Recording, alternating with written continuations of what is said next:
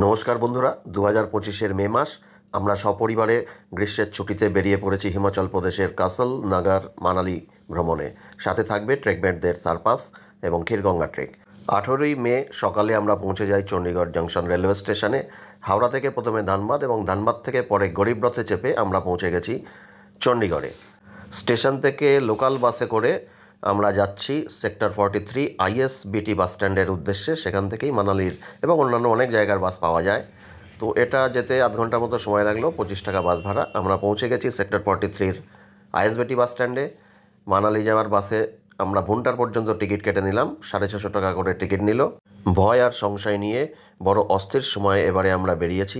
গত 22শে এপ্রিল কাশ্মীরের বৈশরণ উপত্যকায় জঙ্গিরা 22 জন পর্যটককে গুলি করে হত্যা করে। তারপরে ভারত পাকিস্তান যুদ্ধ, আপাতত যুদ্ধবিরতি, কিন্তু ভয় আর সংশয় এখনও কাটেনি। আমরা লোকাল বাসে করে ভুন্টার থেকে পৌঁছে গেলাম কাসল। 18ই মে 2025 আমরা এসে পৌঁছালাম কাসলে।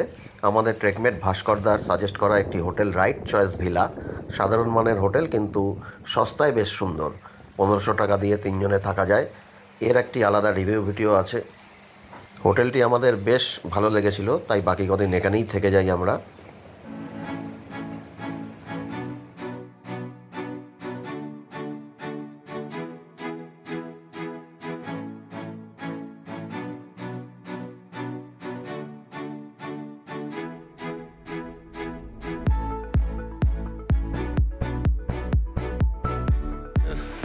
হোটেলের নিচেই এই নদী খাতে আমরা নেমে আসছি, এনজয় করছি।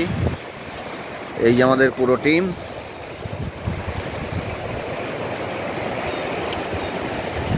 যাও, দিকে যাও।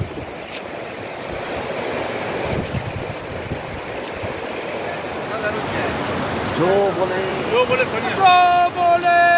सोनिया सत श्री अकाल।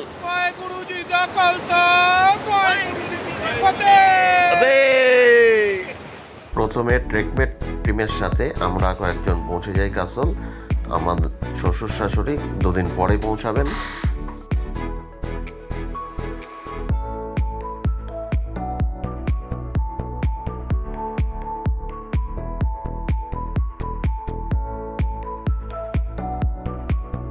ঠিক সন্ধ্যে নামার মুখে আমরা পৌঁছে যাই কাফে 1985-এ। নদীর ধারেই ছিল এটা। সারাদিন ঠিকমতো খাওয়া হয়নি, আমরা হোটেলে পৌঁছেই নদীর ধারে চলে এসেছিলাম, ফলে খুব খিদেও লেগে গেছিল। ভেতরটা খুব সুন্দর, কিন্তু বেশ গরম ছিল। তো আমরা বাইরে এসেই বসি পরে খাবার অর্ডার দিয়ে। তো এটা একটি দারুণ জায়গা। কাসল এবং তার আশেপাশের যে গ্রামগুলি আছে, চোস, চাহাল, মালানা, তোষ, পুলগা, কালগা, এইসব গ্রামগুলির সবকটাই খুব সুন্দর এবং প্রচুর পরিমাণ বিদেশি দেখা যায়। বিশেষ করে ইসরায়েলেরা তো এখানে ঘাঁটি গেড়ে বসেছে। তো কাফে 1985-এর মতো এই ধরনের ইটারিজ কাসলে খুব জনপ্রিয়। নৈসর্গিক পরিবেশের মধ্যে বেশ কিছু এই ধরনের কাফে দেখা যায়।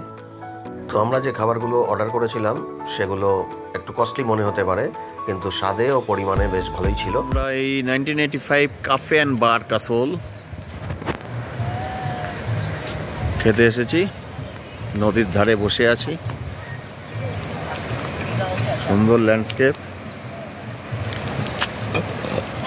কি এসেছে? স্যান্ডউইচ। গুড়গুড়ি, কেমন লাগছে কাসল?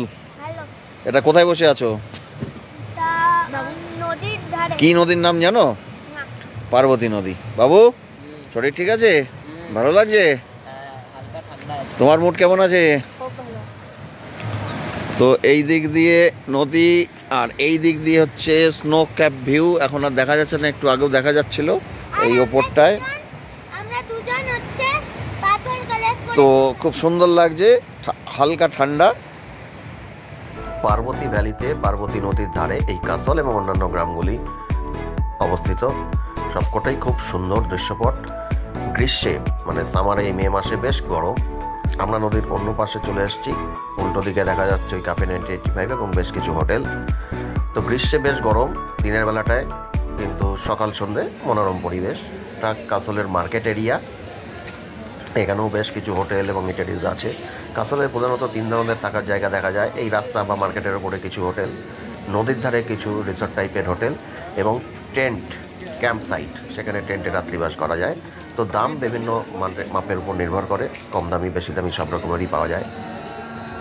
রাত্রে এই কাসল মার্কেটেই একটি হোটেলে আমরা টিম মিটিং করে নেই এবং ডিনারও সারি, কারণ কালকে আমরা ট্রেকবেটটা চলে যাব সার্পাস ট্রেকে। আমার ফ্যামিলি থেকে যাবে কাসল, পরে আমার শ্বশুর শাশুড়ি এসে তাদের সাথে জয়েন করবে, তারা চলে যাবে নাগার ক্যাসেল হয়ে মানালিতে। আমি পরে আবার মানালিতে গিয়ে তাদের সাথে মিট করব।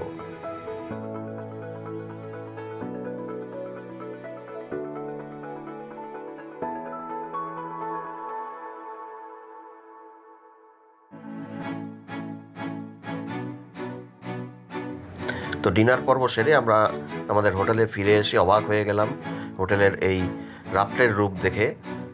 আলোয় সাজানো, সামনে সবুজ লন, আপেল বাগান, দোলনা, তো সব মিলিয়ে একটা দারুণ ভালো লাগা এই হোটেলটিকে ঘিরে। যদিও এই হোটেলটি কিন্তু পার্বতী নদীর একদম ধারে নয়, কাছে, আমাদের হোটেল থেকে 1 মিনিট লাগে নদীতে পৌঁছতে। আজকের মতো গুড মর্নিং ফ্রেন্ডস, আজ 19শে মে। আমরা ট্রেকমেটরা আজ হাঁটা শুরু করব সার্পাস ট্রেকের উদ্দেশ্যে। আজকের গন্তব্য হবে গ্রাহান ভিলেজ। যারা ট্রেক করতে ভালোবাসেন তারা সার্পাস ট্রেকের আলাদা ভিডিওটি দেখে নিতে পারেন। তো আমার ফ্যামিলি এখানে থেকে যাবে, এই হোটেলেই থেকে যাবে, পরে আমার শ্বশুর শাশুড়ি এসে তাদের সাথে জয়েন করবে।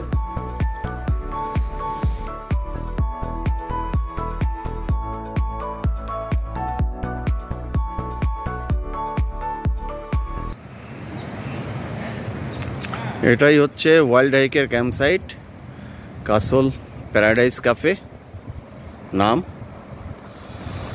তো এখানেই এদের বেশ, এখান থেকেই মিটিং ফিটিং করে স্টার্ট হবে।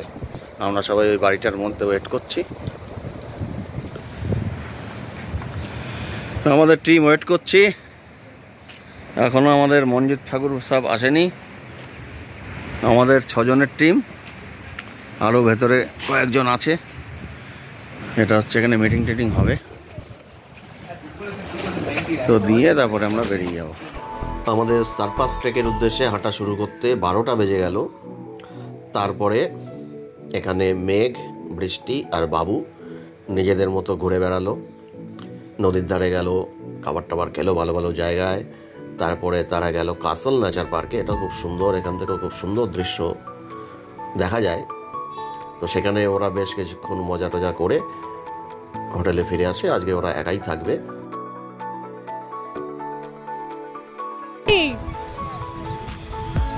জোরে দোলো,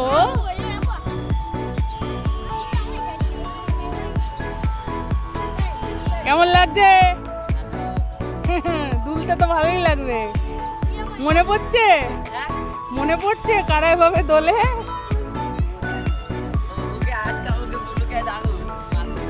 বনু কোথায়?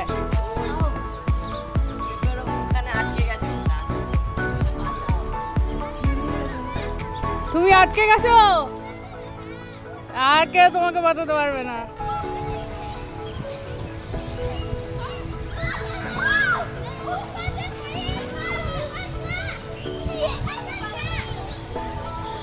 সাবা একটুর জন্য পুরোটা হলো না।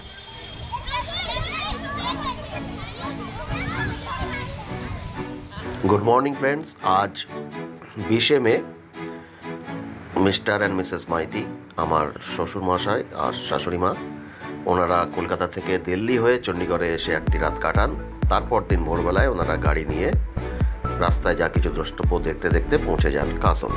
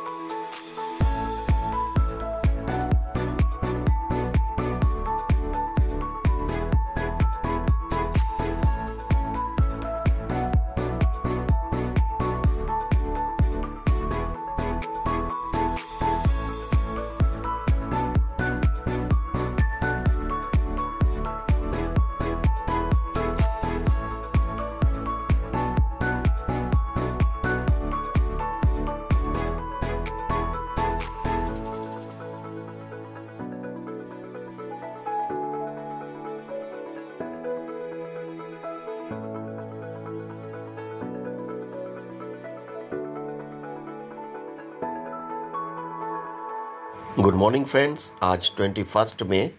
কাসল থেকে আজ আমার ফ্যামিলি ঘুরে দেখবে মণিকরণ সাহিব গুরুদ্বারা, বৈশারণ ড্যাম এবং তোষ ভিলেজ। তো চণ্ডীগড় থেকেই একটি গাড়ি আনা হয়েছে ভাড়া করে, Chandigarh to Chandigarh per day all including 4000 টাকা মতো ভাড়া নেবে। রোটাং ভ্যালি যাওয়ার জন্য, রোটাং পাস যাওয়ার জন্য আলাদা 3500 টাকা চার্জ করবে। বাকি সব কিছুই রাস্তায় এরা ঘুরে দেখাবে। বার্শিয়ানি ড্যাম, এটাকে টুলগা ড্যামও বলা হয়, লেখা আছে, আমার মেঘ বলল। তো বার্শিয়ানি জায়গাটা আমি আগে মনে হয় ভুল বলেছিলাম।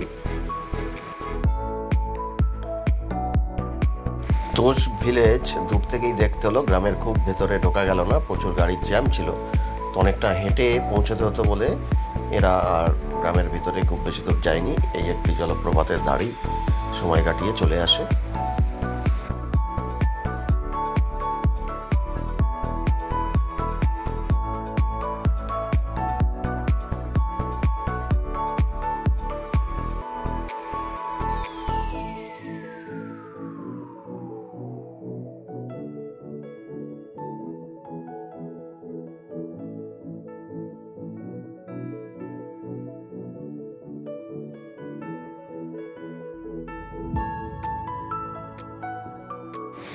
তোষ এবং বার্শিয়ানি থেকে ফেরার পথে এরা দেখে নেয় মণিকরণ সাহিব গুরুদ্বারা। তো বাবু চান করে এবং লঙ্গরে এরা সবাই খাবারও খায়।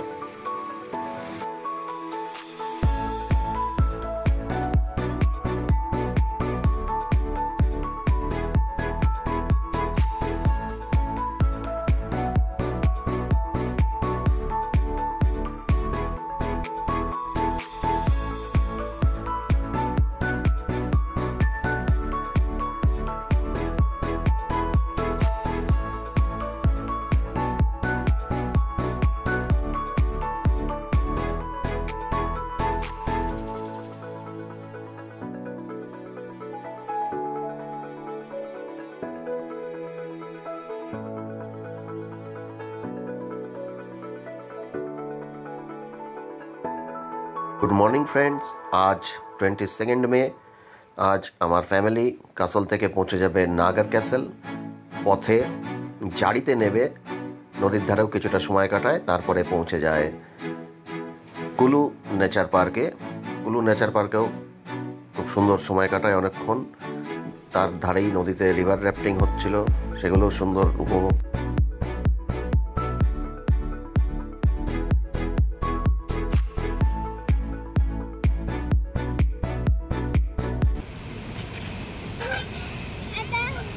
কে নিচে নামছে? বাবু দাদা পারছে না নামাতে।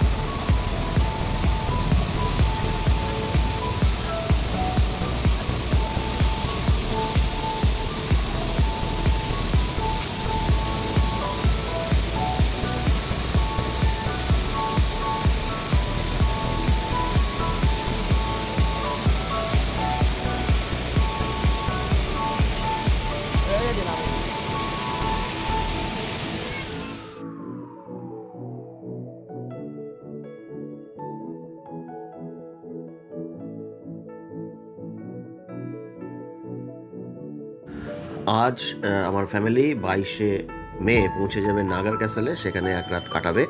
তারপর দিন পৌঁছে যাবে মানালি। তো এই নাগার ক্যাসেল এবং মানালি পর্বের ভিডিও আলাদাভাবে দেওয়া হয়েছে। आराम से पहुंच गए एकदम। कैसा लगा आपको ऊपर से नीचे आके बिस्केरी से पुलगा तक?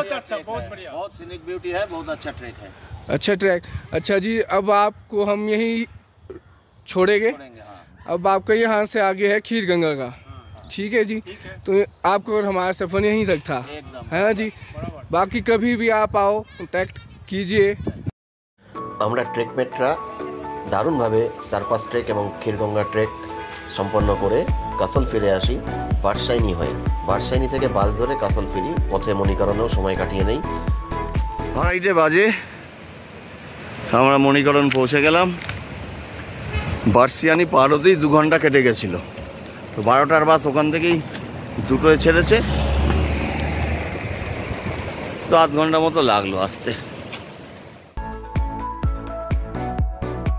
উষ্ণকুণ্ডের জল খুবই গরম ছিল, তবুও আমরা স্নান করি, লঙ্গরে খাবারও খাই। তো সারপাস এবং ক্ষীরগঙ্গা ট্রেকের আলাদা ভিডিও পোস্ট করা আছে, চাইলে আপনারা দেখে নিতে পারেন।